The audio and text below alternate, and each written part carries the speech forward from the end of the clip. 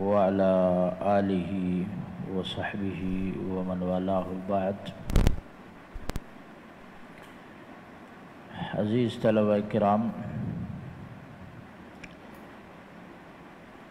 گزشتہ کلاس میں ہم نے قیاس کے جو ارکان ہیں وہ پڑھے تھے، پھر علت کے بارے میں کچھ تفصیلات آپ کے سامنے رکھی تھی۔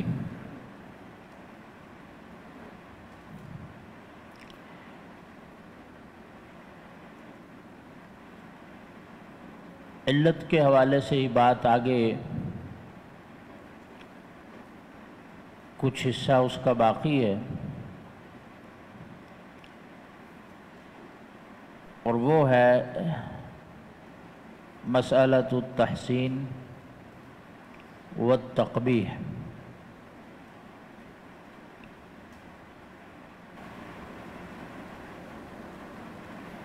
اس مسئلے کے بارے میں صاحب کتاب لکھتے ہیں کہ ہی مسئلۃ حدثت بین المعتزلہ والاشاعرہ، کہ اس مسئلے میں معتزلہ اور اشاعرہ کا آپس میں اختلاف ہے۔ خلاصتها ان المعتزلہ یرون ان العقل یدرک حسن بعض الاشیاء وقبحها الذاتی فیحسن الحسن بذاته ويقبح القبيح بذاته،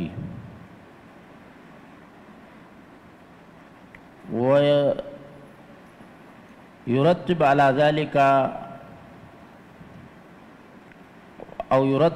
ذلك مدح فاعل الحسن وذم فاعل القبيح في الدنيا واستحقاق عذابه في الآخرة۔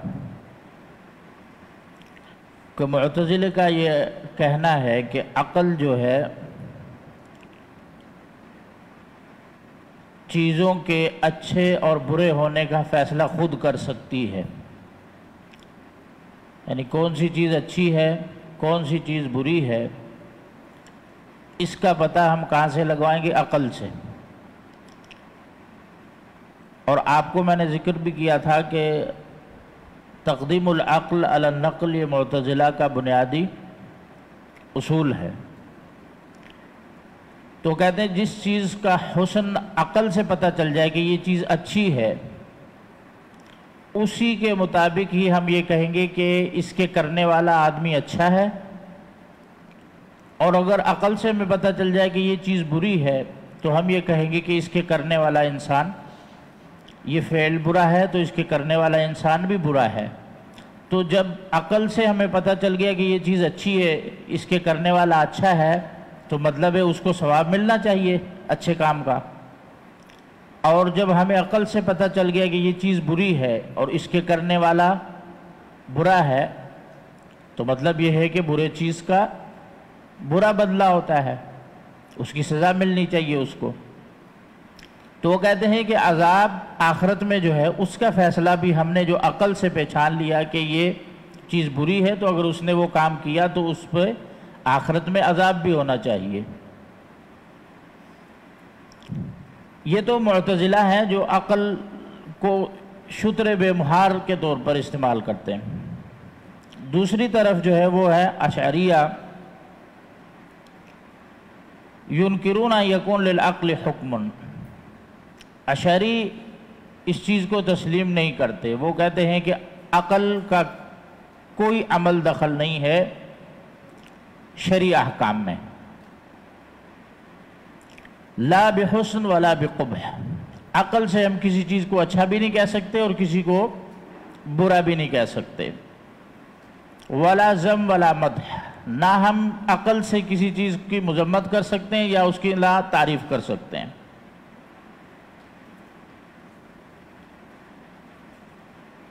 لیس للاشیاء فی ذاتها صفات لاجلها تتصف بالقبح او بالحسن وانما حسنها وقبحها تبع للشرع۔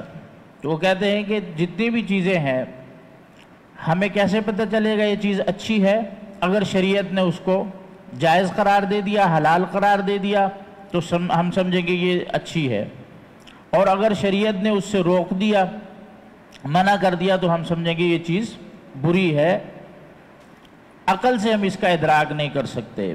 فما حسنہ الشرع فہو حسن وما قبحہ فہو قبیح۔ عقل جس کو کہے، شریعت جس کو کہے کہ یہ اچھی ہے تو وہ اچھی ہے، اور شریعت جس کو کہے کہ یہ چیز بری ہے تو وہ بری ہے۔ وَلِكُلٍّ مِّنَ الْفَرِيقَيْنِ مُبَالَغَاتٍ تَنْعَى بِقَوْلِهِ عَنِ الْقُبُولِ۔ اب یہ دونوں صاحب کتاب لکھتے ہیں کہ یہ دونوں جو فریق ہیں، معتزلہ اور اشاعرہ، یہ دونوں افراط اور تفریط کا شکار ہیں کہ معتزلہ نے مطلقاً سب کچھ عقل کے سپرد کر دیا، اور اشعریہ نے بالکل سب کچھ عقل سے سلب کر لیا کہ عقل کا کوئی عمل دخل نہیں ہے۔ فالمعتزلہ ذهب بعضهم إلى أن أدلة الشرع كاشفة للأحكام والعقل هو الحاكم في الأفعال التي يعرف حسنها وقبحها، والعقل هو الحاكم في الأفعال التي يعرف حسنها وقبحها وحكمها ثابت بالعقل والشرع مؤيد له فحسب۔ معتزلہ کی بات کا خلاصہ یہ ہے، وہ کہتے ہیں کہ احکام کا پتہ ہمیں کہاں سے چلے گا؟ عقل سے چلے گا۔ عقل نے اگر سمجھا کہ یہ چیز اچھی ہے تو وہ اچھی ہے۔ اب شریعت صرف اس کی تائید کے لیے آتی ہے۔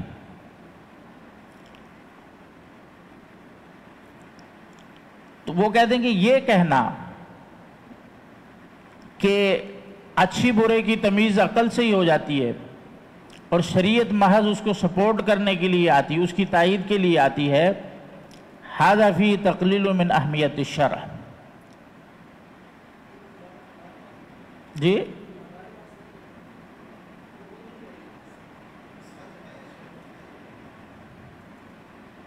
لیس عندکم ھذا؟ آرینی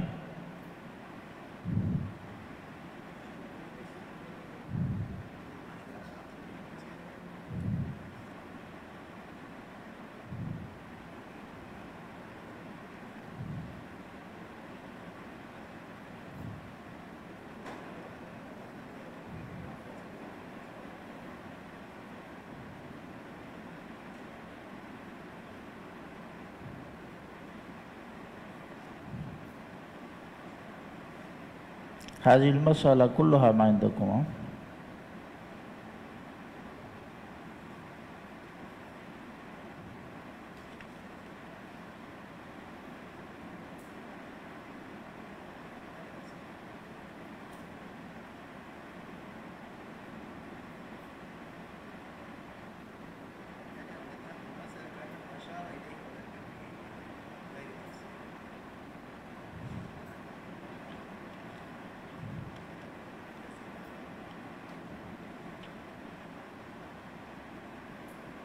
لا هو الكتاب نفسه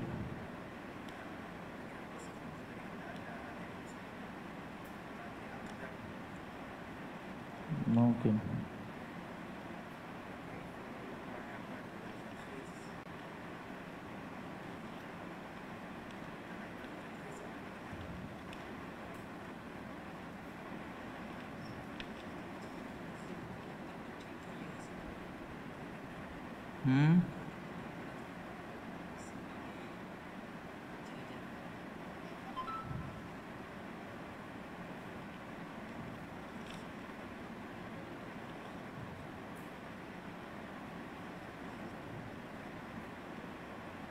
چلیں یہ اس کا خلاصہ میں آپ کو بتا دیتا ہوں، آپ کے پاس نہیں ہے تو یہ پھر میں آج یہ مذکرہ لے کے پھر اس سے آپ کو مطابقت جو اس کے مطابق ہوگا اصل کتاب کے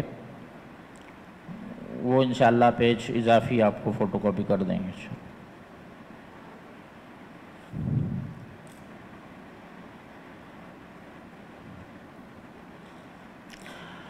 تو ہم یہ بات یہ کر رہے تھے کہ مؤلف اب یہاں معتزلہ کی جو رائے ہے کہ عقل خود ہی سب کچھ کر سکتی ہے اور شریعت اس کے اوپر اسٹمپ لگانے کے لیے آتی ہے بس، تو کہتے ہیں کہ یہ بات کہنا یہ ایک لحاظ سے شریعت کی بھی تنقیص ہے اس میں، اور النبوات انبیاء جو رسالت لے کر آئے اس کی بھی تنقیص ہے۔ اس کے مقابل جو اشعریہ ہیں جو اس کے الٹ کہتے ہیں کہ عقل کا کوئی عمل دخل نہیں ہے، ان العقل لا يدرك حسن الشيء ولا قبحه حتى الظلم والكذب، کہتے ہیں ہمیں جھوٹ جو بری چیز ہے یا ظلم بری چیز ہے، کفر بری چیز ہے، اس کا بھی اندازہ ہم عقل سے نہیں کر سکتے۔ یعنی ظلم برا کیوں ہے؟ اس وجہ سے برا ہے کہ اللہ نے اس کو برا کہا ہے۔ کفر برا کیوں ہے؟ اس وجہ سے برا ہے کہ اللہ نے اس کو برا کہا ہے۔ اسی طرح جھوٹ جو ہے برا کیوں ہے؟ کیونکہ اللہ نے اس کو برا کہا ہے۔ اگر اللہ ظلم کو جائز کر دیں تو کہتے ہیں یہ جائز ہو جائے گا، اللہ کفر کا راستہ دے دیں، اس کو کہیں کہ ٹھیک ہے کفر کر سکتے ہو، تو یہ جائز ہو جائے گا۔ تو خلاصہ یہ ہے کہ اشعریہ بالکل الٹ پر ہے کہ کچھ چیزیں ایسی ہیں، اعتدال کا راستہ یہ ہے جیسے وہ آگے بتائیں گے کہ کچھ چیزیں ایسی ہیں جو انسان کی فطرت اور جبلت سے آپ پہچان سکتے ہیں کہ یہ چیز بری ہے، اور محال ہے کہ شریعت کسی بری چیز کا حکم دے۔ تو اشعریوں کا یہ کہنا ہے کہ عقل کا کوئی عمل دخل نہیں ہے، حتیٰ کہ آپ ظلم کو ظلم بھی نہیں کہہ سکتے، کفر کو کفر نہیں کہہ سکتے، اور جھوٹ کو جھوٹ نہیں کہہ سکتے۔ جھوٹ برا تب ہوگا جب اللہ تعالیٰ کہیں گے، ظلم برا تب ہوگا جب اللہ تعالیٰ کہیں گے، کفر برا تب ہوگا جب اللہ تعالیٰ کہیں گے۔ تو پھر مؤلف لکھتے ہیں کہ الحق فی هذه المسألہ ان العقل قد يدرك حسن بعض الاشیاء وقبحها لکونها حسنة او قبیحة فی ذاتها، کہ کچھ چیزیں ایسی ہیں، اب یہ قول صحیح دونوں کے درمیان جو ہے، جو معتزلہ اور اشاعرہ کا قول ہے ان کے درمیان کی بات یہ ہے، اور صحیح بات یہ ہے کہ عقل کچھ مسائل میں ان کو اچھا یا برا کرنے کا فیصلہ کر سکتی ہے فطرتاً، لیکن ثواب اور عقاب کا جو مسئلہ ہے کہ یہ کام کرنے پر گناہ ہوگا اور سزا ہوگی، اور یہ کام کرنے پر ثواب ملے گا، جزا ملے گی، ثواب اور عقاب کا مسئلہ شریعت کے ساتھ متعلق ہے۔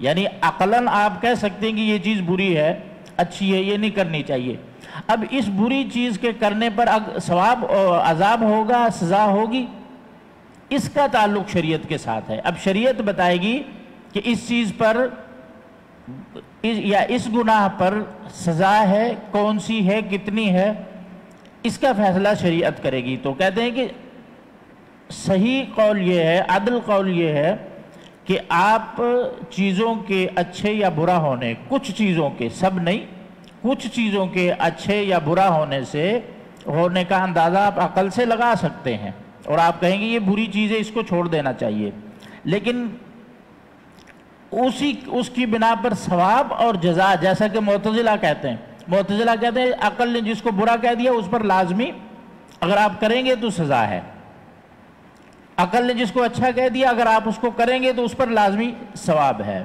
تو کہتے ہیں ثواب اور عقاب کا یا مدح یا ذم کا جو قضیہ ہے اس کا تعلق شریعت کے ساتھ ہے۔ تو بعد میں اشعریوں کی اکثریت بھی پھر دوبارہ انہوں نے اپنے جو قول کی توجیح بیان کی تھی، پھر انہوں نے بھی اس کا، جیسے امام رازی ہیں یا قرافی ہیں دیگر، انہوں نے بھی پھر اسی قول کی طرف جو اہل سنت کا قول ہے کہ عقل کچھ بری چیزوں کا ادراک کر لیتی ہے، کچھ اچھی چیزوں کا بھی ادراک کر لیتی ہے، اور ثواب اور جزا کا جو مسئلہ ہے یہ شریعت کے ساتھ معلق ہے، اس کے اللہ تعالیٰ کی کتاب اور سنت کے ساتھ، انہوں نے بھی پھر اپنے مذہب کی تعویل کر کے اپنا اصل مذہب چھوڑ کے پھر اسی رائے کو اختیار کیا ہے۔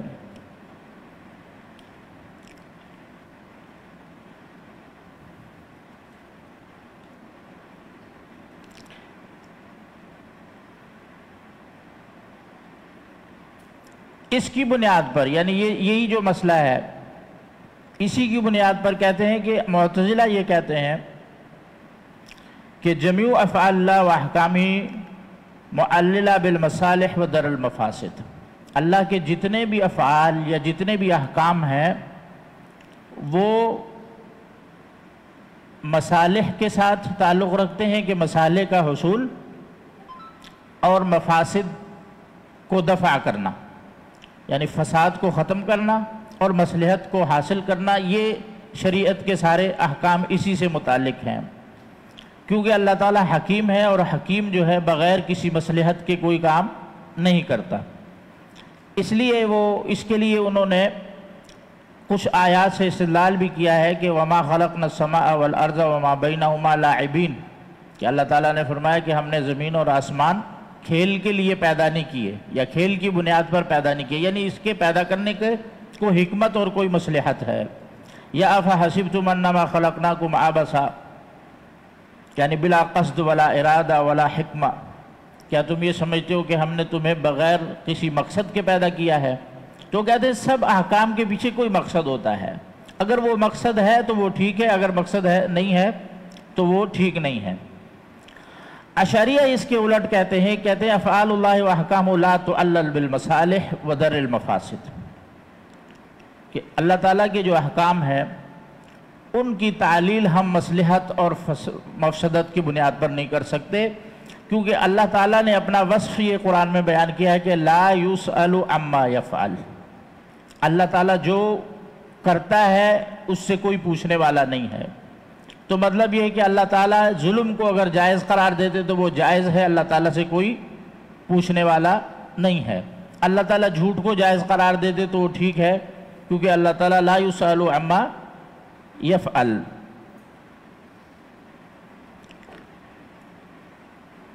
اچھا، اشعریہ یہ بات کہتے کیوں ہیں کہ عقل کا اس میں کوئی دخل نہیں ہے احکام میں؟ اس کی وجہ کیا ہے؟ وجہ یہ ہے کہ وہ کہتے ہیں کہ یلزم منہ ان یستکمل بغیرہ،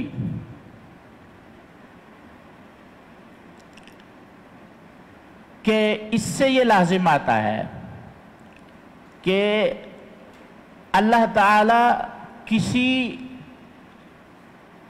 کی وجہ سے یہ حکم دے رہے ہیں۔ اللہ کی کہتے ہیں کہ یہ اگر ہم کہیں گے کہ حکمت کی بنیاد پہ اللہ تعالیٰ نے یہ کہا ہے تو مطلب کہ اللہ تعالیٰ حکمت کے تحت مجبور ہے۔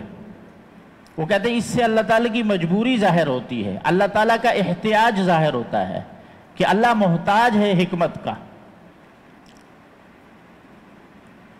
تو اس حکمت کی وجہ سے اللہ نے حکم دیا، تو مطلب وہ کہتے ہیں کہ ہم نے اگر یہ کہہ دیا کہ حکمت کی بنیاد پر اللہ نے یہ حکم دیا ہے، تو وہ کہتے ہیں یہ کہنا مطلب ایسے ہی ہوا کہ اللہ حکمت کا محتاج ہے۔ تو اللہ کے احتیاج کو یا محتاج ہونے کو انہوں نے ختم کرنے کے لیے انہوں نے کہا کہ ہم یہ کہیں گے کہ اللہ تعالیٰ حکمت کے بغیر یا حکمت کو بنیاد بنائے بغیر جو ہے اللہ تعالیٰ کوئی بھی فیصلہ دیتے ہیں۔ وَهَذَا فِي انتقاص لِقُدْرَةِ اللَّهِ، کہ أَنَّهُ لَا يُمْكِنُ أَن يَفْعَلَ فِعْلًا بِدُونِ دَافِعٍ يَدْفَعُهُ إِلَيْهِ۔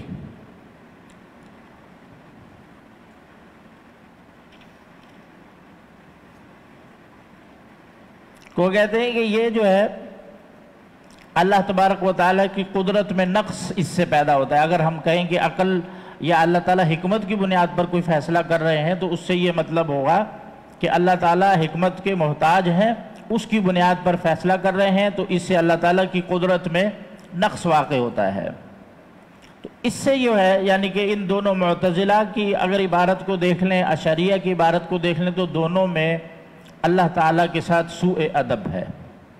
ٹھیک ہے، اگر ہم یہ کہہ دیں کہ اللہ تعالیٰ بغیر کسی حکمت کے کوئی فیصلہ کر رہے ہیں تو مطلب یہ ہے کہ یہ بھی ایک بے ادبی ہے نا کہ اللہ تعالیٰ بلا وجہ کوئی حکم دے رہے ہیں جس کا کوئی مقصد ہی نہیں ہے۔ اور اگر معتزلہ کی بات مان لیں تو مطلب یہ کہیں کہ عقل ہی سب کچھ کرتی ہے، اللہ تعالیٰ کو اس میں کوئی اختیار نہیں ہے، بل شریعت جو ہے صرف ایک اسٹمپ لگانے کے لیے ہے کہ یہ جائز ہے یہ ناجائز ہے۔ تو دونوں میں اللہ تعالیٰ کے ساتھ سوء ادب ہے۔ تو صحیح یہی ہے کہ جیسا کہ آپ کو بتایا کہ عقل جو ہے کچھ چیزوں کی مصلحت کو، فائدے کو پہچان لیتی ہے، لیکن اس کا اجر ہوگا، ثواب ہوگا، کتنا ہوگا، اس کا تعلق شریعت کے ساتھ ہے۔ اس پر سزا دنیاوی کون سی ہوگی، آخرت میں کیا ہوگی، اس کا تعلق شریعت کے ساتھ ہے۔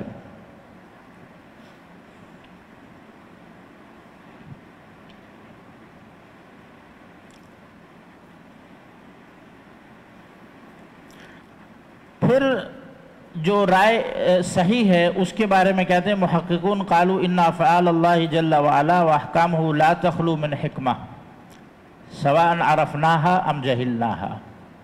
اللہ تعالیٰ کے جتنے بھی افعال ہیں، اللہ تعالیٰ کے جتنے بھی احکام ہیں، وہ حکمت سے خالی نہیں ہے، علت سے خالی نہیں ہے۔ کچھ حکمتیں اور علتیں ایسی ہوتی ہیں جن کا ہمیں پتہ چل جاتا ہے، اور کچھ ایسی ہیں جن کا ہمیں پتہ نہیں چلتا۔ فَهُوَ قَدْ وَصَفَ نَفْسَهُ فِي مَوَاضِعَ بِأَنَّهُ الْحَكِيمُ الْخَبِيرُ۔ اللہ تعالیٰ نے قرآن میں بہت سی جگہ کہا ہے کہ اللہ تعالیٰ حکیم ہے اور خبیر ہے۔ وَأَنَّهُ الرَّحِيمُ بِعِبَادِهِ فَهُوَ فِي أَحْكَامِهِ يُرَاعِي الْمَصْلَحَةَ تَفَضُّلًا وَتَكَرُّمًا مِّنْهُ وَلَوْ شَاءَ لَأَعْنَتَ الْخَلْقَ وَشَقَّ عَلَيْهِمْ لا يمنعه من ذلك لكنه الحليم الرحیم، کہ اگر اللہ تعالیٰ چاہتے لوگوں کو مشقت میں ڈالنا تو کوئی بھی حکم دے سکتے تھے جو لوگ نہ کر سکیں، لیکن ہر حکم جو ہے اللہ تعالیٰ کا حکمت سے خالی نہیں ہے۔ اب اسی اختلاف کی بنیاد پر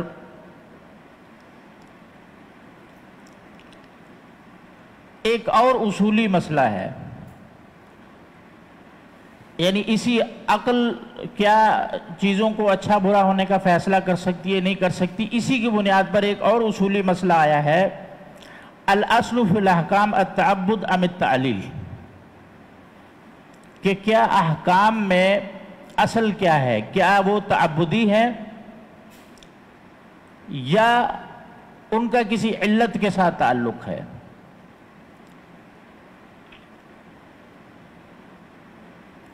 اس مسئلے میں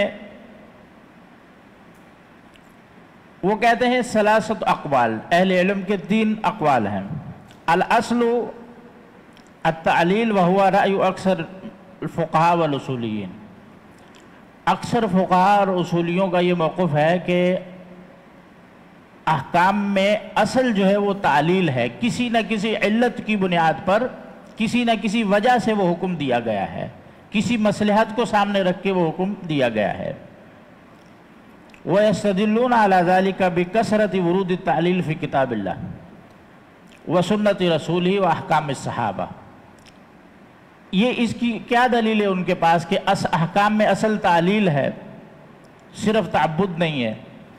وہ کہتے ہیں کہ کتاب اللہ، سنت رسول، احکام صحابہ، فتاوی صحابہ میں ہم دیکھتے ہیں کہ اکثر کسی نہ کسی علت کو سامنے رکھتے ہوئے، حکمت کو سامنے رکھتے ہوئے وہ حکم دیے گئے ہیں، اور احناف کی بھی اکثر یہی رائے ہے، اس لیے وہ رائے میں بہت زیادہ توسع اختیار کرتے ہیں۔ تو وہ کہتے ہیں کہ اصل احکام میں تعلیل ہے۔ دوسرا موقف یہ ہے کہ ان الاصل التعبد، کہ اصل احکام میں یہ ہے کہ وہ تعبدی ہوتے ہیں۔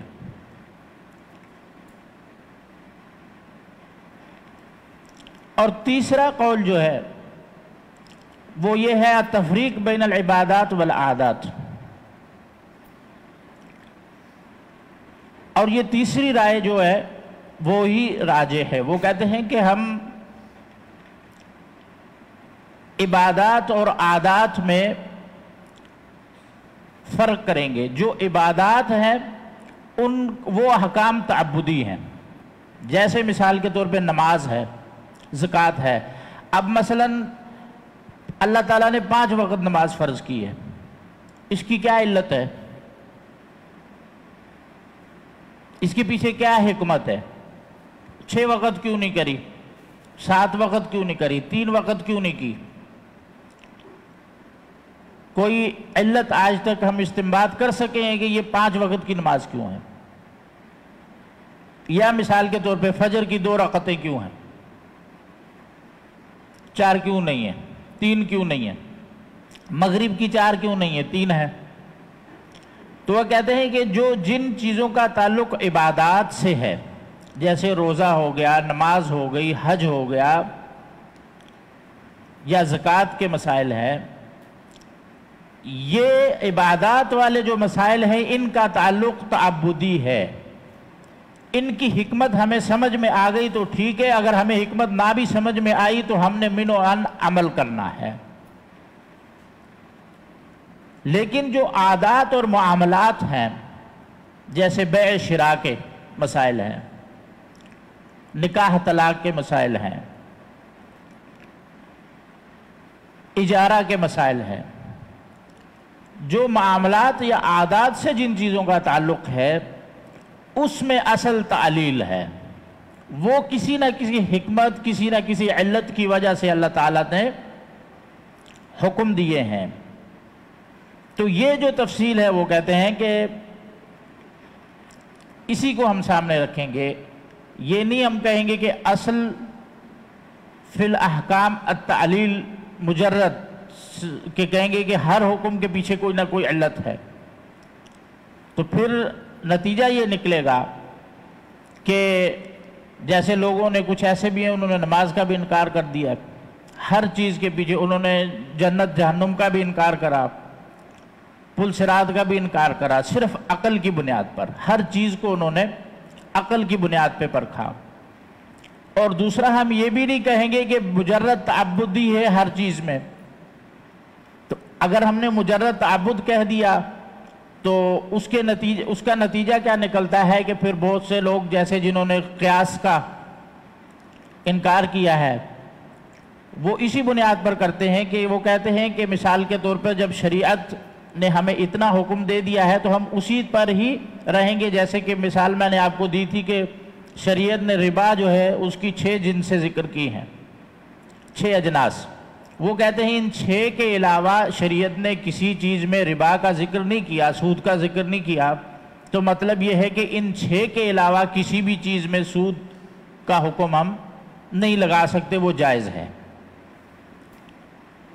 اب زکوٰۃ کا جب مسئلہ آتا ہے مثال کے طور پہ، تو زکوٰۃ میں بھی آپ دیکھیں کہ اموال منصوص ہیں کچھ، جیسے بکریوں کی زکوٰۃ کا ذکر ہے، اونٹوں کی زکوٰۃ کا ذکر ہے، یا دیگر اجناس ہیں، سونا چاندی ہے۔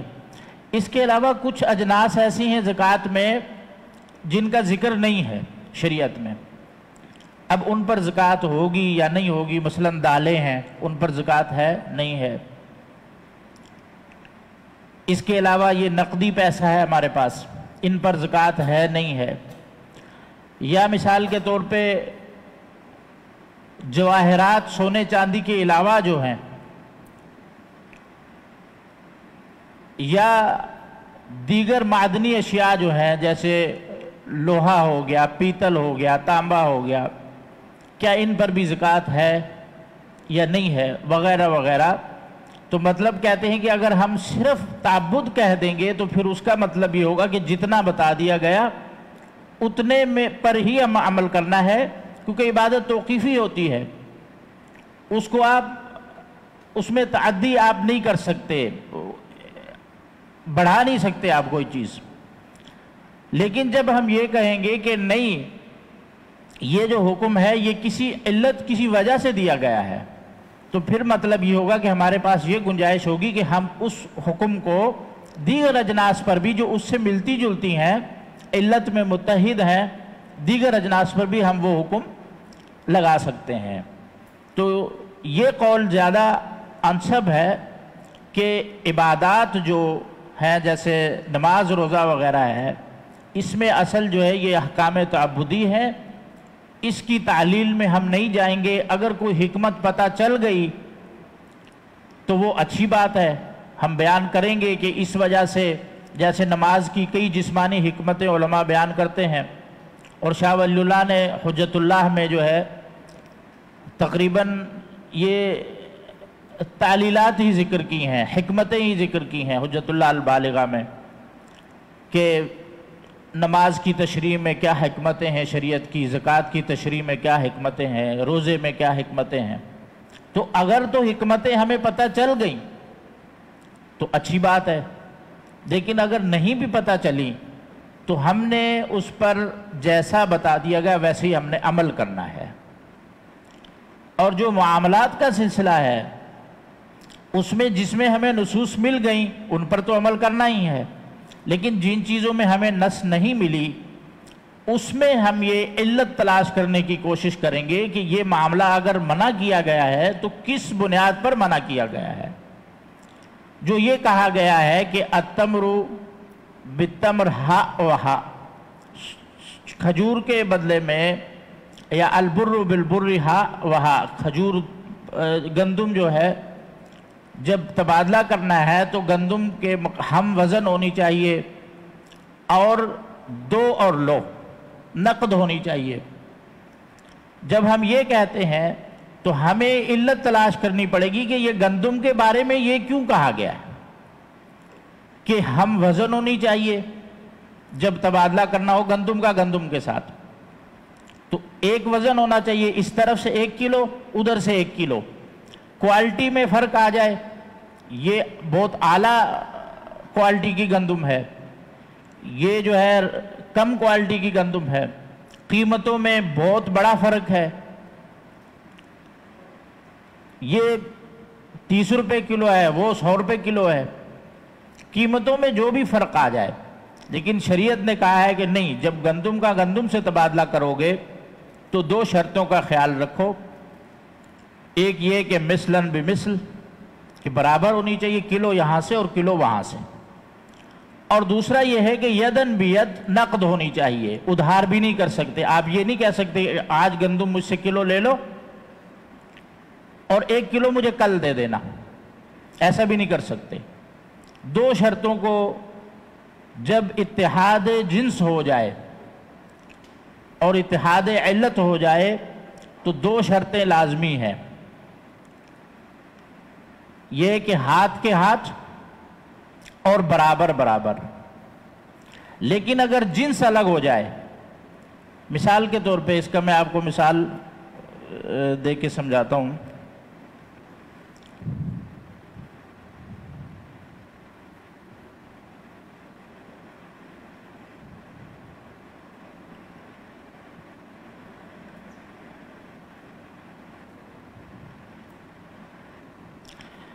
اب اگر جنس ایک ہو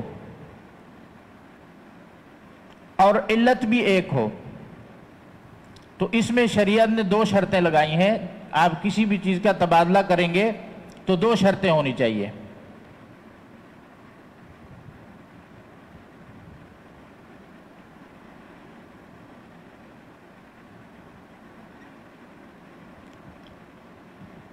کہ مثلاً بمثل ہو، برابر، 1 کلو ادھر 1 کلو ادھر۔ دوسری شرط ہے کہ یدن بید ہو، آپ یہ چیز دو اور وہ چیز لو۔ لیکن اگر جنس الگ ہو جائے، صرف علت میں اتحاد ہو، جیسے بر بالتمر ہے، یہ تمر جو ہے بر کی جنس تو نہیں ہے، یہ جنس الگ ہے، یہ جنس الگ ہے، لیکن ان میں علت کا اتحاد ہے، ٹھیک ہے۔ جب جنس الگ ہو جائے اور علت ایک ہو، پھر شریعت نے یہ شرط ختم کر دی ہے، مثلاً بمثل کی شرط نہیں ہے، پھر ایک ہی شرط رہ جاتی ہے کہ یدن بید، کہ آیا سونے چاندی کو آپ لے گئے، ذہب ہے فضہ ہے، اب ذہب بالذہب، یہ جنس بھی ایک ہے علت بھی ایک ہے. اس کے لیے کیا شرط ہے؟ مثلاً بمثل اور یدن بید. اگر ہم ذهب کا فضہ سے تبادلہ کرتے ہیں تو اس میں مثلاً بمثل کی شرط ختم. اب یہ نہیں ہے کہ آپ 1 گرام سونا دیں اور 1 گرام چاندی لیں، ایسا نہیں ہے. اب اس میں یہ ہے کہ جائز ہے کہ آپ یہاں 1 گرام سونا دے کے یہاں 10 گرام چاندی لے لیں. لیکن اس میں بھی شرط یہ ہے کہ آپ یدن بید ہو، نقد ہو، ادھار نہیں. اگر ادھار کریں گے تو ربا نسیہ ہو جائے گا. تفاضل جائز ہے، نساء جائز نہیں ہے، یعنی کہ ادھار جائز نہیں ہے. تو یہ چیز ذہن میں رکھیں کہ اب جو شریعت نے یہ کہا ہے کہ جنس ایک کے دوسرے جنس سے تبادلے میں یہ 2 شرطیں سامنے رکھنا ضروری ہیں، اور جب اس سے ملتی جلتی چیز علت ایک ہی ہے اس میں تفاضل جائز ہوا تو کسی وجہ سے ہے نا، کوئی تو وجہ ہوگی نا، کوئی تو اس کے پیچھے لاجک ہوگی کہ آپ گندم کو گندم کے ساتھ جب تبادلہ کر رہے ہیں تو شریعت کہہ رہی ہے برابر برابر ہونے چاہیے. آپ گندم کا کھجور کے ساتھ تبادلہ کر رہے ہیں تو شریعت کہہ رہی ہے اس میں تفاضل جائز ہے. آپ یہ 1 کلو دیں، یہاں سے 2 کلو لے لیں. تو اس کے پیچھے کوئی علت، کوئی وجہ ہے نا. تو وہ وجہ تلاش کر کے پھر اس کا حکم ہم فرع پر جو کوئی دوسری غیر منصوص چیز ہے اس کے ساتھ ہم لگائیں گے تو وہ اصل میں علت ہے. تو وہ کہتے ہیں کہ اس وجہ سے ہم دیکھیں گے کہ جو عادات کے ساتھ جن کا تعلق ہے مسائل کا یا معاملات کے ساتھ تعلق ہے تو ان میں ہم علت تلاش کرنے کی کوشش کریں گے کہ ہمیں پتہ چلے کہ شریعت نے جو 6 اجناس میں ربا کا ذکر کیا ہے اس کی وجہ کیا ہے. جو مثال کے طور پہ شریعت نے زکوٰۃ کے جو منصوص اموال ذکر کیے ہیں، ان اموال کی وجہ کیا ہے کہ انہی میں زکوٰۃ ہے، صرف دوسروں میں نہیں ہے. تو اس علت کو تلاش کرنا. اگر ہم یہ کہہ دیں گے کہ نہیں یہ مسئلہ تعبدی ہے، اس میں علت کا عقل کا کوئی دخل نہیں ہے، تو مطلب یہ ہوگا کہ پھر ہم یہ کہہ رہے ہیں کہ سود جو ہے وہ صرف ان 6 اجناس میں ہے، ان 6 اجناس کے علاوہ کسی بھی چیز میں سود نہیں ہے. آپ 100 روپے دیں اس کی جگہ 110 روپے لے لیں کیونکہ روپیہ تو جنس محسوس نہیں ہے. آپ 1 کلو چاول دیں اس کی جگہ 2 کلو چاول لے لیں کیونکہ چاول تو جنس محسوس نہیں ہے. 1 کلو دال دیں 2 کلو لے لیں کیونکہ یہ تو ساری اجناس سے محسوس نہیں ہے. تو اس لیے وہ کہتے ہیں کہ عبادات میں تو کی حد تک تو یہ بات صحیح ہے کہ یہ تعبدی ہے، لیکن جو عادات یا معاملات کا مسئلہ ہے اس میں علت کو ہمیں تلاش کرنا پڑے گا کہ یہ حکم اگر لگا ہے تو کس بنیاد پر لگا ہے.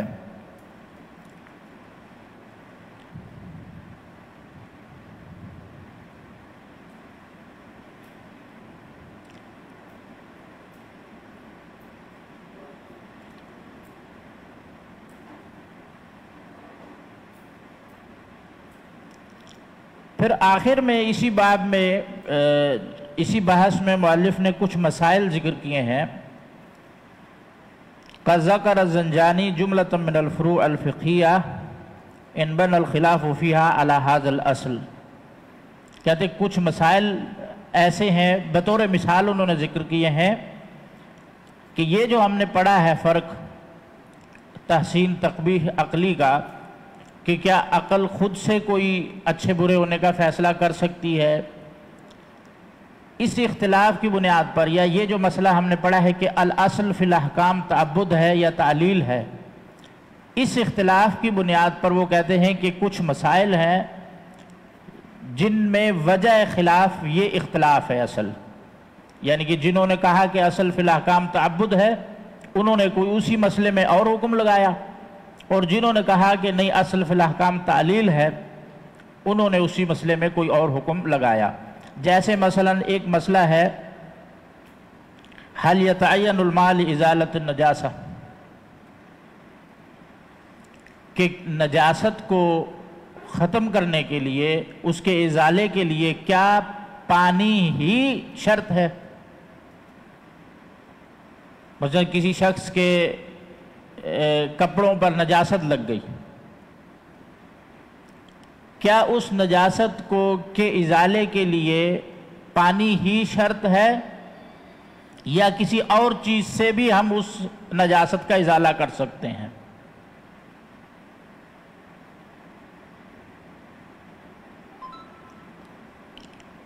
جی مشائخ، یعنی کسی شخص کے کپڑے پر کوئی بھی نجاست لگ گئی، ناپاکی لگ گئی، اب وہ ناپاکی ہم ختم کرنا چاہ رہے ہیں، تو کیا اس کے لیے پانی ہی شرط ہے کہ اگر صرف پانی سے آپ دھوئیں گے تو وہی ختم ہوگی نجاست، ورنہ نہیں؟ پانی صرف، یعنی کہ یہ اختلافی مسئلہ ہے۔ تو جنہوں نے کہا ہے کہ یہاں تعلیل نہیں چلتی، وہ کہتے ہیں کہ نہیں، پانی ہی شرط ہے، پانی کے بغیر آپ کسی اور چیز سے نجاست کا ازالہ نہیں کر سکتے۔ لیکن دیگر فقہاء نے یہ کہا ہے، اور اکثریت کا یہی موقف ہے، کہ اور بھی کچھ ایسی چیزیں ہیں جن سے آپ نجاست ختم کر سکتے ہیں، جیسے مٹی ہے۔ کہیں آپ کو اگر نجاست لگی ہے اور آپ کو پانی وغیرہ نہیں ملا تو آپ وہ مٹی سے اس کو صاف کر سکتے ہیں، یا دیگر مائعات ہیں، ان سے آپ اس کا ازالہ کر سکتے ہیں۔ پھر مثال کے طور پہ ایک اور مسئلہ ہے، حال یصح الوضوء بنبیذ التمر، کہ کھجور کا جو نبیذ ہے اس سے وضو کر سکتے ہیں آپ یا نہیں کر سکتے؟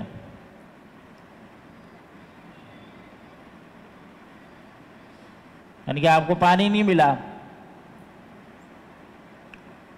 آپ کے پاس شربت ہے مثال کے طور، روح افزا والا، اس سے وضو کر سکتے ہیں ہم؟ تو اس میں بھی فقہاء کا اختلاف ہے۔ جیسے احناف جو ہے وہ یہ کہتے ہیں کہ جائز ہے کہ اگر آپ کو پانی نہیں ملتا تو آپ نبیذ التمر سے وضو کر لیں، لیکن اس میں محض قیاس نہیں کرتے، وہ قیاس نہیں ہے، ان کے پاس دلیل بھی ہے، 2-3 ادلہ لے کر آتے ہیں، وہ دلیل اگرچہ ضعیف ہے۔ جیسے سیدنا ابن مسعود رضی اللہ عنہ کی حدیث ہے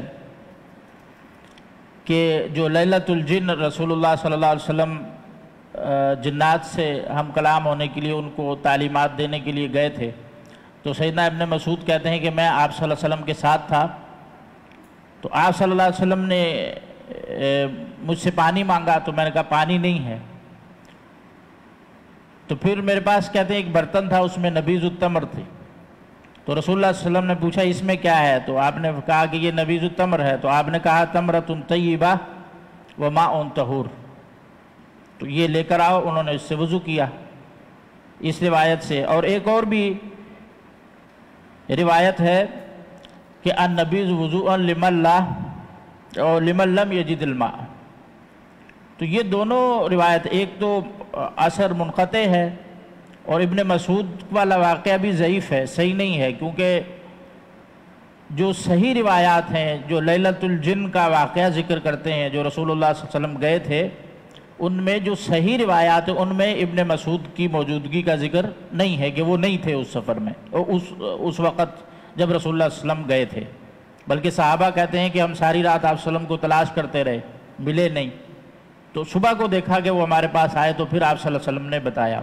تو کوئی اور ساتھ نہیں تھا آپ کے، تو مطلب یہ روایات ضعیف ہیں۔ لیکن اس مسئلے کا بنا بھی اسی مسئلے کے اوپر ہے کہ الاصل فی الاحکام تعلیل ہے یا تعبد ہے، تو جو کہتا ہے کہ وضو تعبدی مسئلہ ہے مجرد، اس کی کوئی ہم تعلیل نہیں کر سکتے، طہارت تعبدی مسئلہ ہے، کوئی تعلیل نہیں کر سکتے، تو وہ کہتے ہیں کہ پھر آپ نے وضو صرف اسی چیز سے کرنا ہے جس سے رسول اللہ صلی اللہ علیہ وسلم نے کیا ہے، اور اگر وہ کہیں گے کہ یہ نہیں، یہ تعلیلی مسئلہ ہے، اصل یہ ہے کہ اگر مثلا نجاست کا آپ ازالہ کرنا چاہ رہے ہیں تو اس کو مٹانا مقصد ہے، نہ کہ اس طریقے سے مٹانا جس طریقے سے رسول اللہ صلی اللہ علیہ وسلم نے مٹایا ہے، تو وہ پھر اس کے بارے میں دوسری رائے رکھتے ہیں۔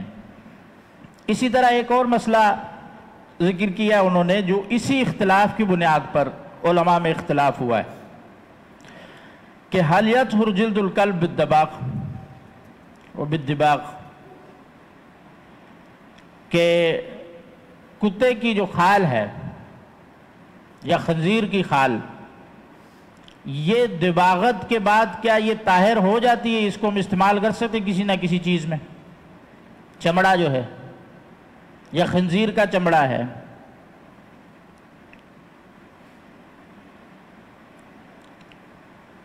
اب اس میں بھی حنفیہ جواز کے قائل ہیں کہ الا کہ وہ خنزیر میں ان کے ہاں جو ہے وہ اختلاف ہے، وہ اتفاق ہے کہ خنزیر کی جلد جو ہے وہ دباغت سے طاہر نہیں ہوتی، باقی اس کے علاوہ کتے وغیرہ کی جو جلد ہے وہ کہتے ہیں اگر آپ اس کو دباغت کے مرحلے سے گزار لیں تو وہ ٹھیک ہے، اس کو آپ استعمال کر سکتے ہیں۔ اسی طرح ایک اور مسئلہ ہے الزکوٰۃ حل تطہر جلد ما لم یؤکل لحمہ، کہ ذبح کرنا، اگر ہم کسی ایسے جانور کو ذبح کر لیں جس کا گوشت کھایا نہیں جاتا، تو کیا ذبح کرنے کا جو فعل ہے اس سے اس کی جلد جو ہے پاک ہو جائے گی؟ جیسے کھال ہے، مثلا اب بھینس ہے، گائے ہے، وہ اس کو آپ جب ذبح کرتے ہیں اپنے ہاتھ سے تو اس کی کھال پاک ہے نا، اس کو آپ استعمال کر سکتے ہیں۔ لیکن بھینس اگر فوت ہو گئی بغیر ذبح کے، مر گئی، اس کی کھال کو آپ استعمال کر سکتے ہیں بغیر دباغ کے؟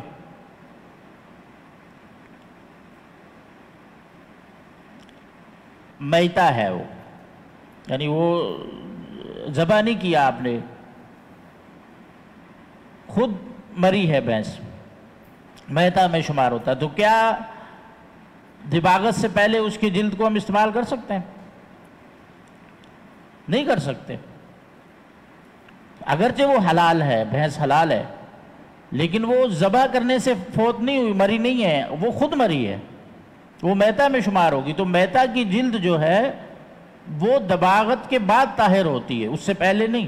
لیکن اگر آپ نے ذبح کیا ہے تو ذبح کے بعد وہ طاہر ہے، اس میں دباغت کی بھی ضرورت نہیں ہے آپ کو۔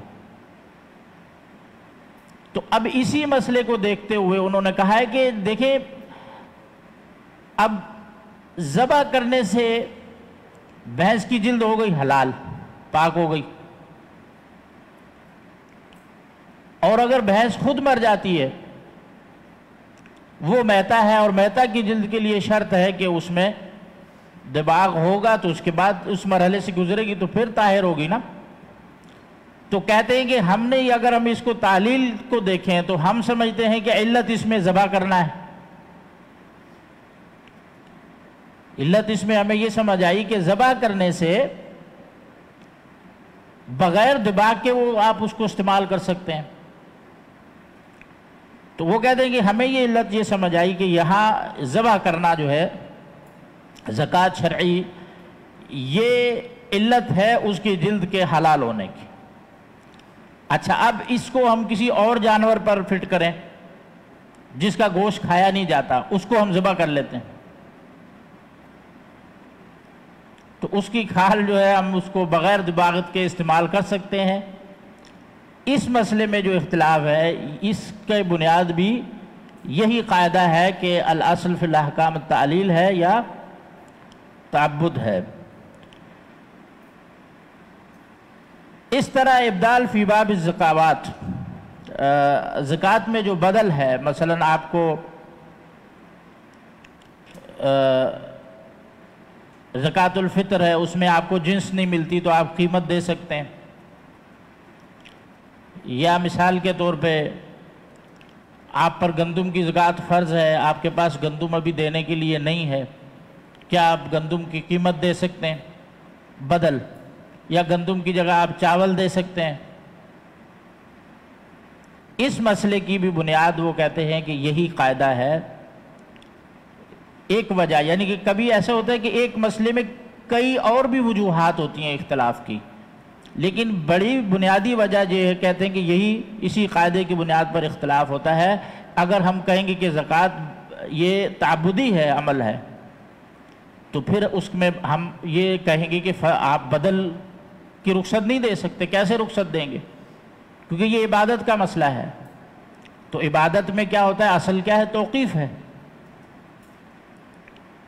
تو جیسا کہ شریعت نے بتایا ہے ہم ویسا ہی کریں گے، جتنا شریعت نے، جہاں بدل کی شریعت نے اجازت دی ہے، جیسا کہ آپ صلی اللہ علیہ وسلم نے کہا کہ من بلغت عنده صدقۃ الحقہ ولیست عنده، یعنی کہ جس کے اوپر حقہ فرض ہے، جو 3 سال کا اونٹ ہوتا ہے، اگر اس کے پاس وہ نہیں ہے، اس کے پاس 1 سال کم عمر والا ہے، تو اس سے لے لیا جائے گا،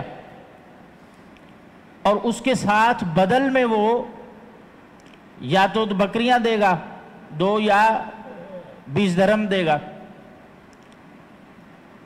اب یہ بدل ہے عمر کے اونٹوں میں، عمر کی فرق کی وجہ سے، کہ کسی پر بڑی عمر کا اونٹ فرض ہے زکوٰۃ میں، اس کے پاس بڑی عمر کا نہیں ہے، تو وہ چھوٹی کا دے دے، اور اس کے ساتھ عوض اور بدل کے طور پر کوئی اور بکریاں یا مثال کے طور پہ درہم 20 وہ دے دے۔ تو یہ زکوٰۃ میں جو بدل ہے وہ بھی کہتے ہیں کہ اختلاف کی وجہ اس میں دیگر اسباب میں سے ایک یہ سبب بھی ہے۔ اسی طرح جو ہے زکوٰۃ الفطر میں قیمت دینا، صدقہ فطر جو ہے اس میں قیمت دینا، اس مسئلے کا اختلاف بھی اس قاعدے کی ہی ایک وجہ سے ہے۔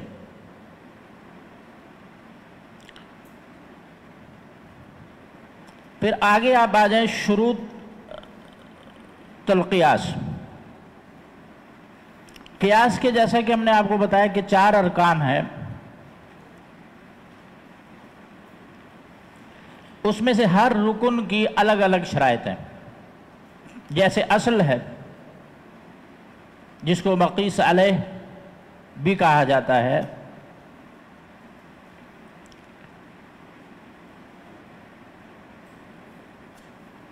اصل کی جو شرائط ہیں ان میں بنیادی طور پر یہ ہے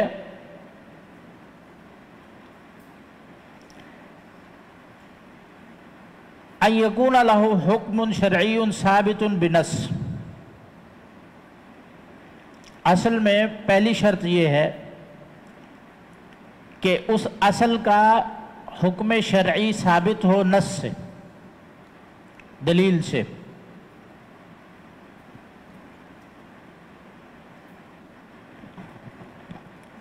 دوسری یہ ہے کہ او اجماع، یا اس کا حکم اجماع سے ثابت ہو، او اتفاق الخصمین المتنازعین، یا جو دونوں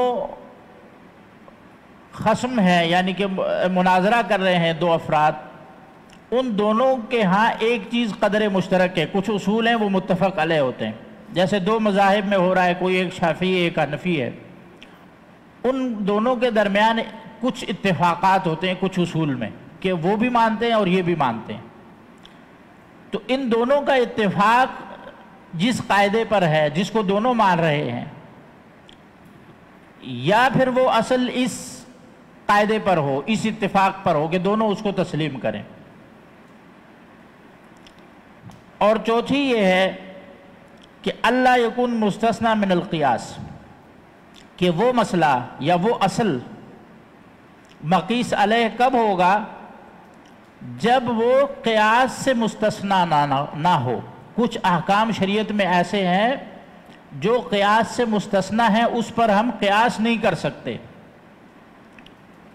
تو وہ کہتے ہیں کہ ان بنیادی چیزوں کو آپ ذہن میں رکھیں۔ اصل کی جو شرائط ہے بنیادی یہ ہے کہ اس کا حکم شرعی ثابت ہو، کس سے؟ نص سے یا اجماع سے یا اتفاق المتناظرین جو مناظرہ دو کر رہے ہیں آپس میں، ان دونوں کے ہاں وہ قدر مشترک متفق علیہ ہو، یا وہ مسئلہ جو ہے قیاس سے مستثنیٰ نہ ہو۔ اگر یہ چیزیں اس میں پائی جاتی ہیں کہ اس کا حکم ثابت ہے نص سے، یا اجماع سے ثابت ہے، یا اتفاق الخصمین سے ثابت ہے، اور وہ قیاس سے مستثنیٰ بھی نہیں ہے، تو مطلب یہ ہے کہ یہ شرائط اگر پائی گئی تو وہ اصل کی حیثیت اس کو ہم دے سکتے ہیں۔ اب آگے انہوں نے مثال کی ہے، کہتے ہیں کہ مثال ما لہ حکم ثابت بالنص بیع البر بالبر متفاضلا، کہ اب وہ مثال دے رہے ہیں کہ ایک اصل جس کا حکم نص سے ثابت ہے، کہ جیسے گندم کو گندم کے مقابلے میں بڑھا کر بیچنا ایک طرف سے، ثبت تحریمہ بحدیث البر بالبر ربا الا ہا وہا، نبی صلی اللہ علیہ وسلم نے فرمایا کہ گندم کے بدلے گندم بڑھا کر دینا یہ ربا ہے، سود ہے، الا ہا وہا، یعنی کہ الا کے برابر برابر ہو اور نقد ہو تو پھر جائز ہے۔ یہ اب گندم کی میں جو ربا ہے اس کی تحریم کی علت جو ہے یا حکم جو ہے وہ نصاً ہمیں مل گیا کہ گندم کے بدلے گندم جو تبادلہ بڑھا کر ہم نہیں دے سکتے، برابر برابر دینا ہے اور نقد دینا ہے۔ فَيَجُوزُ أَن يُقَاسَ عَلَيْهِ الْعَدَسِ، اب گندم پر ہم جو ہے دال کو قیاس کر سکتے ہیں، کیونکہ اصل کی شرط یہ ہے نا کہ اس کا حکم نص سے ثابت ہو، تو ہم نے جب بر کو اصل بنایا تو اس کا حکم نص سے ثابت ہوا نا، اس میں نص ہے، تو جب اس میں نص آ گئی تو وہ اصل کی حیثیت ہم نے اس کو دے دی، اب ہم اس پر دوسری چیز کو قیاس کر سکتے ہیں جو اس سے مشترک ہو علت میں۔ دوسری جو بات ہے ما لہ حکم ثابت بالاجماع، کہ ایسی چیز جس کا حکم نص سے تو ثابت نہیں ہے لیکن علماء کا اجماع ہے کہ اس کا حکم یہی ہے۔ مثال کے طور پہ الافیون والحشیش، اب جو نشے آور چیزیں اللہ کے نبی صلی اللہ علیہ وسلم نے بیان کی ہیں ان میں تو شراب ہے، افیون اور حشیش جو ہے یعنی کہ دیگر جو نشے والی چیزیں ہوتی ہیں، پاؤڈر وغیرہ ہے،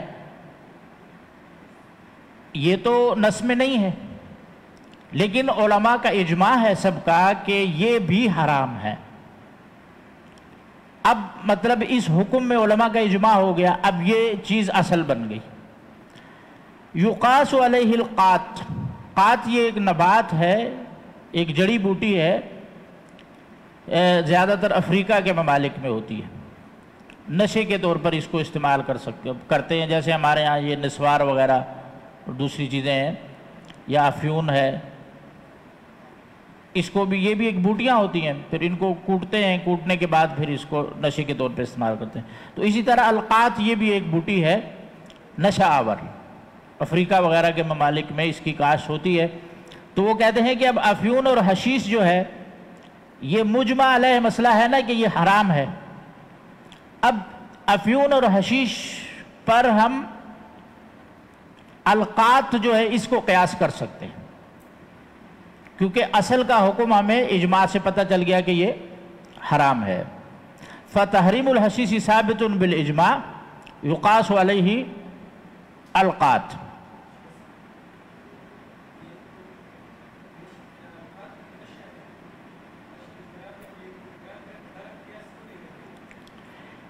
نہیں، شراب میں بھی نشہ ہے، لیکن انہوں نے مثال آپ کو سمجھانے کے لیے دی ہے کہ ایک چیز اگر اس کا حکم اجماع سے بھی ثابت ہو، یعنی کہ کچھ چیزیں ایسی ہوتی ہیں کہ جن میں اختلاف بھی ہو سکتا ہے کہ یہ حرام ہے یا نہیں ہے، لیکن ایک چیز ایسی ہے کہ جس میں اتفاق ہے کہ یہ حرام ہے۔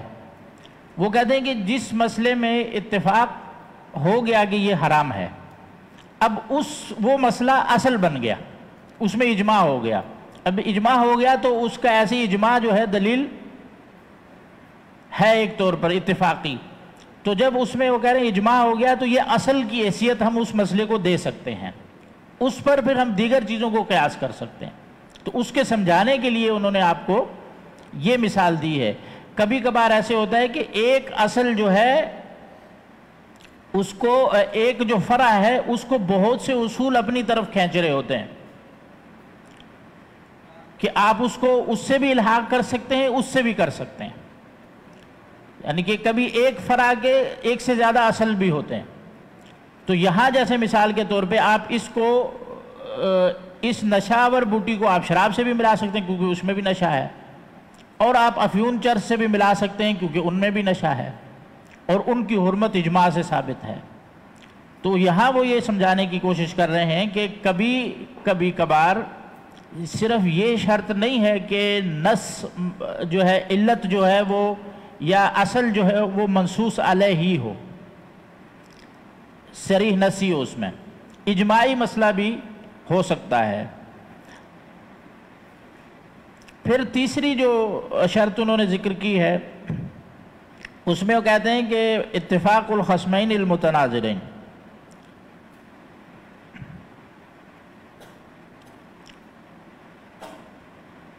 وَلَيْسَ مَحَلُّ اجماع. جیسے قتل الحر بالمکاتب قصاصاً، کہتے ہیں کہ ایک آزاد شخص ہے، اس نے ایک غلام جو مکاتب تھا، مکاتب غلام وہ ہوتا ہے کہ جس نے اپنے مالک کے ساتھ ایگریمنٹ کر لیا ہو کہ میں اتنے عرصے میں اپنی قیمت ادا کر دوں گا آپ کو، اور اتنے عرصے بعد آپ مجھے آزاد کر دیں گے.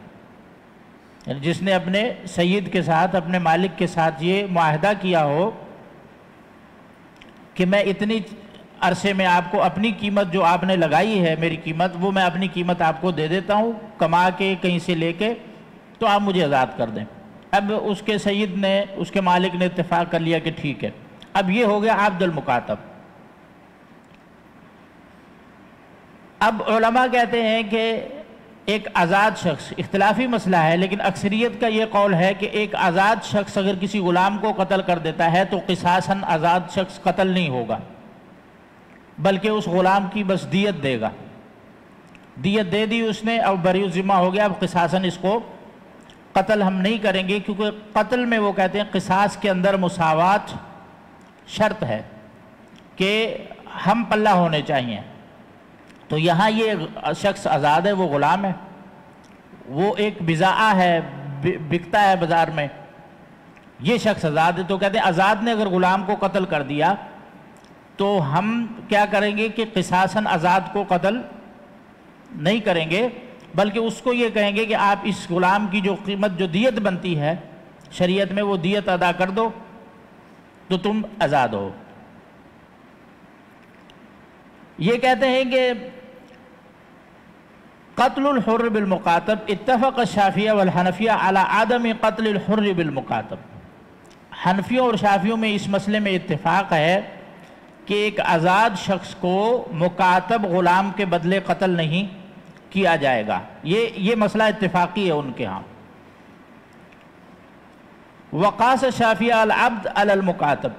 تو شافعیوں نے عبد جو غلام ہے، عام جو غلام ہے، مکاتب نہیں ہے وہ، انہوں نے اس کو مکاتب پر قیاس کیا اور یہ کہا کہ عبد کو اگر کوئی حر قتل کر دیتا ہے تو اس کو بھی ہم قتل حر کو نہیں کریں گے، جیسا کہ ہم مکاتب کو نہیں کرتے، مکاتب کے قاتل کو.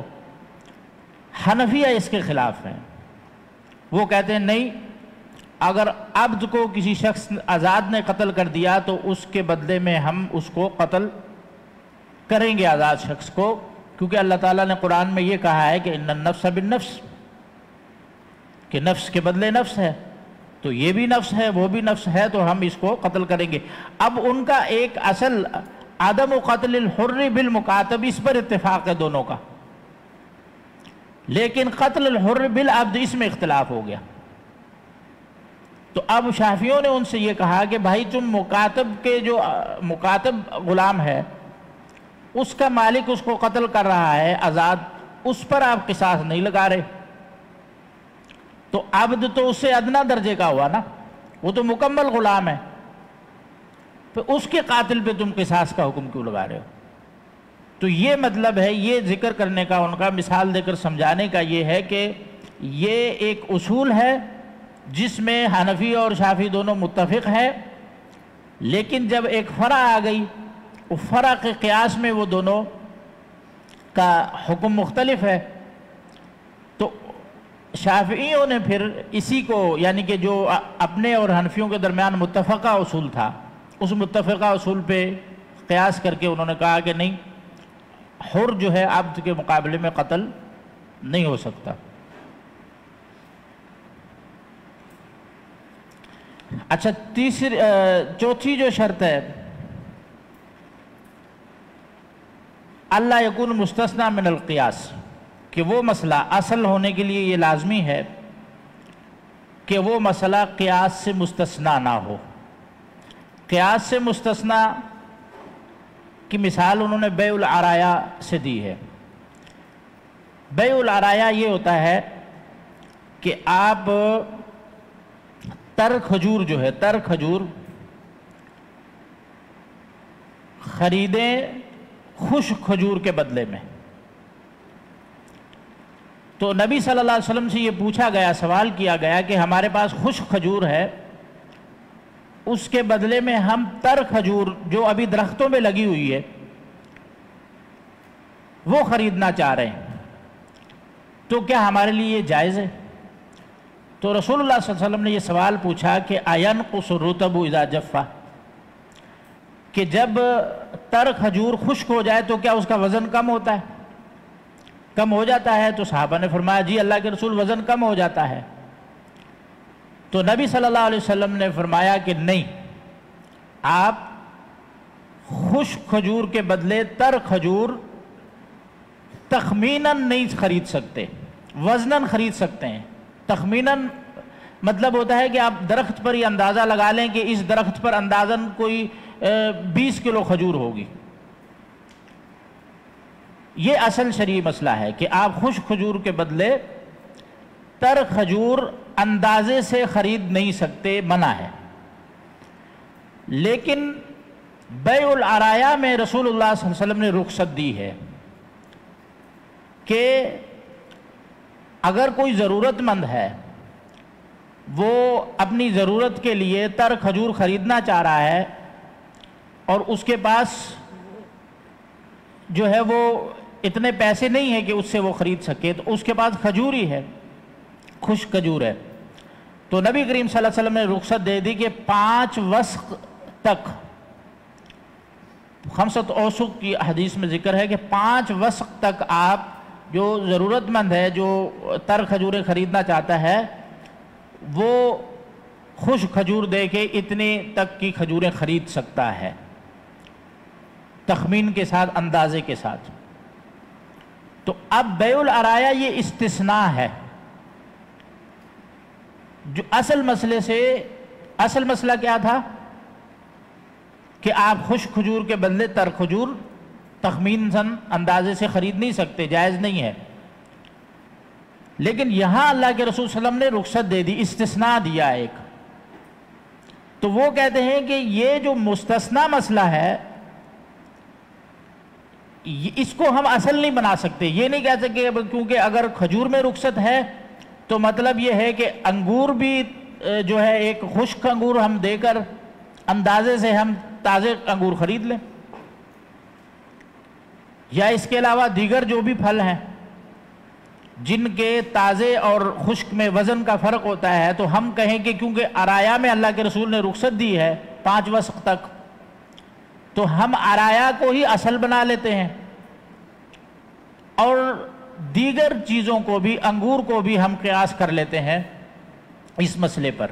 تو یہ کہتے ہیں کہ جو اصل سے مستثنیٰ ہو وہ اصل نہیں بن سکتا، یہ صرف ضرورت کے تحت اجازت دی گئی ہے۔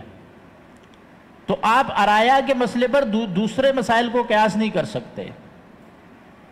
تو یہ چیز آپ کو مسئلہ سمجھ میں آ گیا۔ یہ مطلب ہے کہ وہ چیز اصل نہیں بن سکتی جو مستثنیٰ ہو من القیاس، قیاس سے مستثنیٰ ہو۔ تو قیاس سے مستثنیٰ کی علوم مثال عرایا سے دی ہے کہ عرایا ایک ضرورت کے تحت اس کی اجازت دی گئی ہے،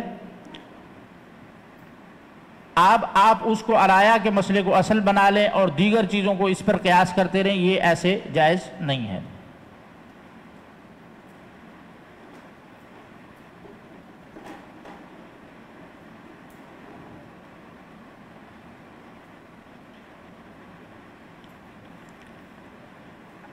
یہ تو تھی اصل کی شرائط کہ اصل وہ ہے جس کا حکم شرعی ثابت ہو نص سے یا اجماع سے یا اتفاق الخصمین سے، یا وہ مستثنی من القیاس نہ ہو۔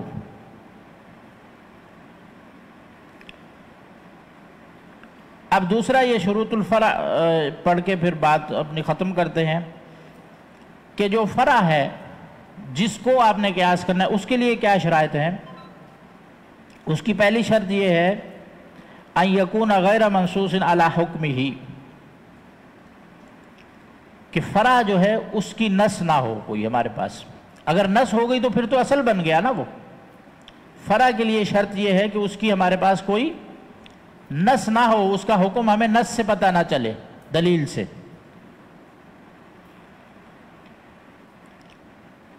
لأنه اذا نص على حکمہ او دخل فی عموم النص الدال علی حکم الاصل فلا حاجت للقیاس، کیونکہ اگر نص آ گئی تو پھر قیاس کی ضرورت نہیں ہے۔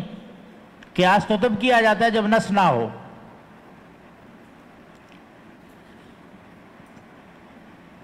دوسری شرط یہ ہے ان تکون علت الاصل موجودۃ فیہ، جو اصل میں علت ہے وہ فرع میں بھی ہونی چاہیے۔ تو آپ مطلب یہ ہے کہ گندم کو سونے چاندی پر قیاس نہیں کر سکتے، اگرچہ سونا چاندی بھی اصل ہے اور گندم بھی اصل ہے۔ تو آپ کہیں کہ میں چاولوں کو بجائے سونے چاندی پہ قیاس گندم کے قیاس کرنے کے میں سونے چاندی پہ قیاس کر لیتا ہوں، نہیں۔ علت لازمی ہے کہ جو ان دنوں میں مشترک اشتراک کرے، تو جو اصل کی علت ہے وہ فرع میں بھی موجود ہونی چاہیے۔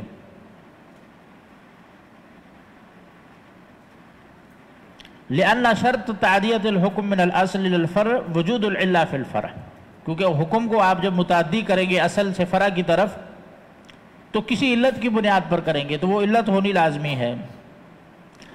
اچھا، تیسری شرط یہ مختلف فی ہے، وہ یہ کہتے ہیں کہ اللہ یکون متقدما علی الاصل،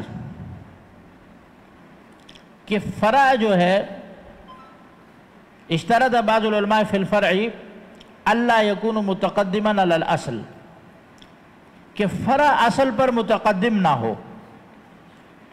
فَإِنْ كَانَ مُتَقَدِّمًا عَلَى الْأَصْلِ لَمْ يَجُزْ قِيَاسُ الْمُتَقَدِّمِ عَلَى الْمُتَأَخِّرِ۔ اس کی مثال انہوں نے یہ دی ہے کہ مَثَلُ ذَلِكَ بِالْوُضُوءِ مَعَ التَّيَمُّمِ فَإِنَّ مَشْرُوعِيَّةُ الْوُضُوءِ سَابِقَةٌ لِمَشْرُوعِيَّةِ التَّيَمُّمِ، کہ وضو کی جو مشروعیت ہے وہ تیمم سے پہلے ہے، تیمم تو بعد میں آیا ہے، ٹھیک ہے۔ فَلَا يُقَاسُ الْوُضُوءَ عَلَى التَّيَمُّمِ، تو وضو کے کسی بھی مسئلے کو ہم تیمم پر قیاس نہیں کر سکتے۔ یہ بات انہوں نے کیوں کی ہے؟ کیونکہ کہتے ہیں کہ بعض فقہا نے وضو کے بعض مسائل کو تیمم پر قیاس کیا ہے، تو انہوں نے پھر یہ شرط لگا دی کہ فرع میں یہ شرط لازمی ہے کہ اللہ یکون متقدما علی الاصل۔ وَبِذَلِكَ أَبْطَلُوا قِيَاسَ الشَّافِعِيَّةِ الْوُضُوءَ عَلَى التَّيَمُّمِ فِي إِيجَابِ النِّيَّةِ۔ شافعیہ کہتے ہیں کہ وضو کے لیے نیت جو ہے وہ شرط ہے۔ کیا دلیل ہے اس کی؟ وہ کہتے ہیں قیاس کرتے ہیں وضو کو تیمم پر، کہ تیمم کے لیے جیسے نیت شرط ہے اس طرح وضو کے لیے بھی نیت شرط ہے۔ تو وضو کی نیت کو انہوں نے قیاس کیا تیمم پر، تو انہوں نے کہا یہ قیاس ٹھیک نہیں ہے۔ کیوں؟ کیونکہ اس میں فرع بعد میں آیا ہے، اصل پہلے ہے، تو آپ اس کو بعد میں آنے والے کو پہلے والے پر کیسے، پہلے والے کو بعد والے پہ کیسے قیاس کر رہے ہیں؟ تو یہ ایک مسئلہ ہے۔ لیکن یہ وہ کہہ رہے ہیں کہ لا يخفى ان هذا الشرط لا يستقيم الا في الاسماء الشرعيه التي عرفت من قبل الشرع اما في الاسماء اللغويه فلا يستقيم۔ وہ کہتے ہیں یہ شرط آپ شرعی چیزوں میں تو لگا سکتے ہیں، لیکن جو لغوی چیزیں ہیں ان میں آپ یہ شرط نہیں لگا سکتے، ان میں آپ کو پتہ کیسے چلے گا کہ یہ پہلے آیا ہے اور یہ بعد میں آیا ہے؟ اس کا تعین کرنا مشکل ہو جائے گا۔ اذ لا يعرف متى وضعت العرب هذا اللفظ لهذا المعنى والراجح في هذا جواز قياس المتقدم على المتأخر۔ وہ کہتے ہیں اس شرط میں راجح یہ ہے کہ آپ متقدم کو متأخر پر قیاس کر سکتے ہیں، لأن القياس مظہر للحکم الشرعی وکاشف عنہ وليس مثبتا له۔ کہتے ہیں کہ قیاس کا مطلب یہ ہوتا ہے کہ حکم شرعی کو واضح کرنا، ٹھیک ہے۔ حتی نقول کیف یثبت حکم المتقدم بما هو متأخر عنہ۔ تو خلاصہ یہ ہے کہ یہ تین شرائط انہوں نے ذکر کی ہیں فرع میں۔ ایک شرط یہ ہے کہ اللہ یکون منصوصا علی حکمہ، دوسری شرط یہ ہے کہ ان تکون علت الاصل موجودہ فی الفرع، اور تیسری شرط جو مختلف ہی ہے علماء کے درمیان، اللہ یکون الفرع متقدما علی الاصل، اور اس میں آپ کو جو ہے راجح جو ہے وہ صاحب کتاب یہی کہہ رہے ہیں کہ آپ متقدم کو متأخر پر قیاس کر سکتے ہیں، وہ جائز ہے۔ تو آج انشاءاللہ یہیں پر اکتفا کرتے ہیں، پھر کل کی انشاءاللہ کلاس میں جو حکم کی شرائط ہیں اور علت کی جو شرائط ہیں وہ انشاءاللہ اللہ کی توفیق سے پڑھیں گے۔ سبحان ربک رب العزت عما یصفون وسلام علی المرسلین والحمد للہ رب العالمین۔